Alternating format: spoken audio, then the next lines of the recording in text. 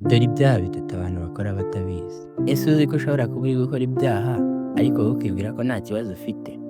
Ibi ni ibyaha bitatu abantu benshi bakora batabizi. Icyaha cya mbere, ubwibone. Kwibona ni kimwe mu bintu Imana yanga cyane.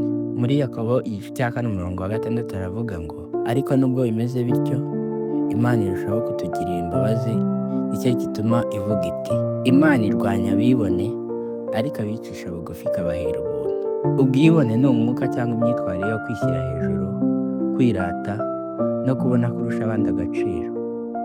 Ni igihe umuntu yibwira ko ari we wenyine w'ingenzi, akumva ko ibyo akora, ibyo afite, cyangwa uko ameze bituma akwiye kurushaho kubahwa kuruta abandi. Bibiliya igaragaza kwibona nk'icyaha gikomeye, kuko bituma umuntu yishyira hejuru y'Imana ndetse n'abandi bantu. Icyaha cya kabiri, kwirengagiza gukora neza. Muri Yakobo igice cya 4:17 haravuga ngo, nuko uzi gukora neza ntabikore bimubera icyaha. Icyaha cyo kwirengagiza gukora neza ni igihe umuntu azi icyiza akwiye gukora ariko agahitamo kutagikora, kandi afite ubushobozi bwo kugikora.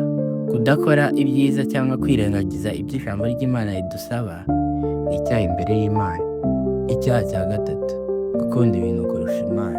Muri Yohana wa mbere igice cya 2:15 haravuga ngo, ntimugakunde iby'isi cyangwa ibiri mu isi. Umuntu nakunda iby'isi, gukunda Data wa twese kuba kuri muri we. Gukunda ibintu kurusha Imana ni igihe duha agaciro ibyo Imana yaduhaye kuyisumba, aho usanga bigabanya ubusabane bwacu n'Imana, ndetse ugasanga tubibonera umwanya ariko Imana yo tutakibonera umwanya.